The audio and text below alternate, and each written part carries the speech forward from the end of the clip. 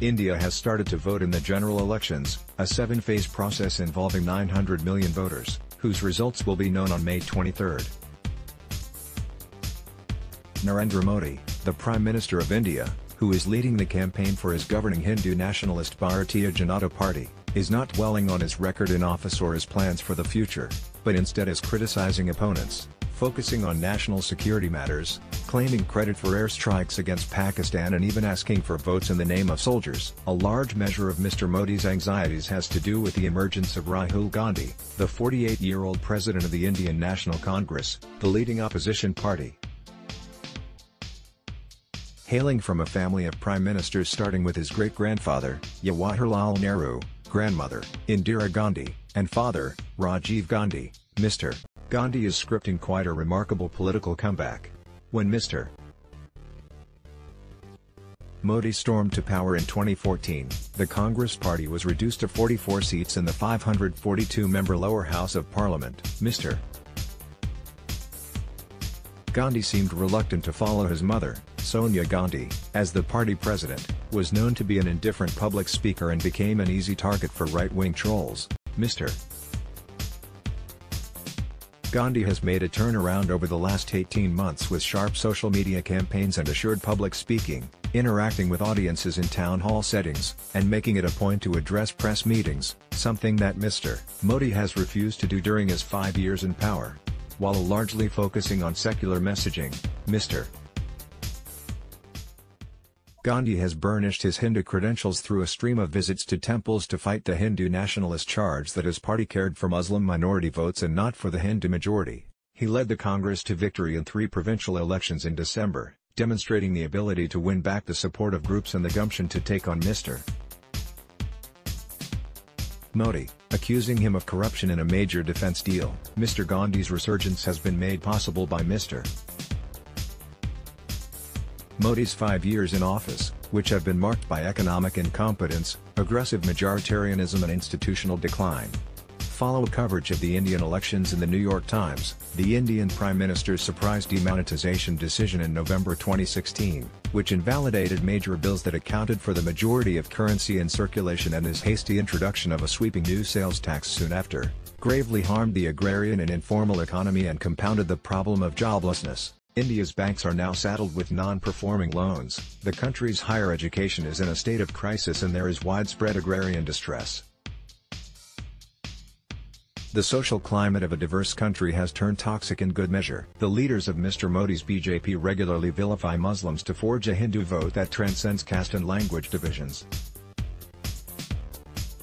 Muslims have been lynched by Hindu mobs on the suspicion of eating beef. This month a Muslim man was beaten and forced to eat pork in the eastern state of Assam. A tradition in cities of politely refusing to rent homes to Muslims has now morphed into an active movement of othering them in schools and public places. The police rarely intervene in cases of mob violence or hate speech, and the courts fail to deliver justice. While the mainstream media is largely compliant, independent news sites, universities, students and civil society activists are being harassed. Mr. Gandhi has attempted to counter this with a combination of tactics. He has been in campaign mode for months, deftly uses social media to amplify messages, and is espousing a politics of unity, hope and inclusiveness. He tackles questions on policy seriously, has interests in the interplay of technology and society, emphasizes the importance of public institutions, and generally draws a distinction between Mr. Modi's certitude and his own willingness to learn. He has also made striking policy proposals as well that are likely to resonate with the poor. Mr. Gandhi has announced a minimum income guarantee that will transfer $87 every month to the poorest 20% of the population, targeting about 50 million families. The proposed scheme, which has generated a fair bit of interest, is expected by economists to be funded by reducing the existing subsidies that primarily go to the rich and middle classes. The Congress Party's manifesto promises to extend a popular public works program to 150 days a year, increase spending on education and healthcare to 6 and 3% of the GDP, and review the use of draconian security legislation. Mr. Gandhi is hoping that a combination offering social peace as a public good, a return to constitutionalism, a surge in institution building and a strong social democratic policy focus will be enough to upset Mr. Modi. It is an approach that appeals to Indians who are now tired of the violent energies unleashed by Hindu nationalism. Critics have mixed feelings about Mr. Gandhi's party.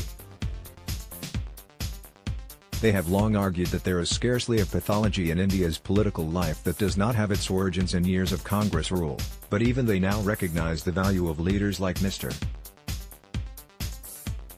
Gandhi, who reaffirmed constitutional values and practice a form of politics that seeks to represent all groups, a marked contrast to the Hindu nationalist BJP, which aims to handle the demands of India's diversity by forging a Hindu vote while ignoring the claims of minorities on the state. Mr. Gandhi faces several challenges. He has to convince skeptics that he is a genuine break from the Congress party's past. He has to constantly curate a language of support to marginal groups that the Hindu nationalists cannot exploit, and has shifted from silence on anti-Muslim violence in the past to being more indignant about it recently. He is battling Mr. Modi, the Rashtriya Swayamsevak Sangh, the BJP's influential parent body. Elements in big business who back the BJP, a fake news industry that saturates social media with dog whistles, and a mainstream media that tends to underplay him. Further, Mr. Gandhi's Congress party controls few of India's states. Regional parties, in some cases offshoots of the Congress, have eaten into its old base and are worried about the BJP's monopolistic intent, but are also threatened by the Congress party's resurgence, which has complicated formation of electoral alliances in certain key states. Congress supporters hope that Mr. Gandhi and his charismatic sister, Priyanka Gandhi Vadra, who recently entered politics, can tap into the public mood against Mr. Modi. Regardless of the state of party organization, few expect the Congress party or the rest of the opposition to triumph at this stage, but Indian elections are notoriously difficult to predict, partly because the media does not devote enough resources to understand rural India. That uncertainty keeps both Mr. Gandhi and Mr. Modi in the hunt. The results of these elections will reveal if a well-funded muscular right-wing nationalism with the resources of the government at its command can be overcome by progressive politics. Related more on India's election. India Election 2019, a simple guide to the world's largest vote. April 10, 2019. Opinion, Hartosh Singh Bala Modi's campaign of fear and prejudice. April 17, 2019. Sushil Aron,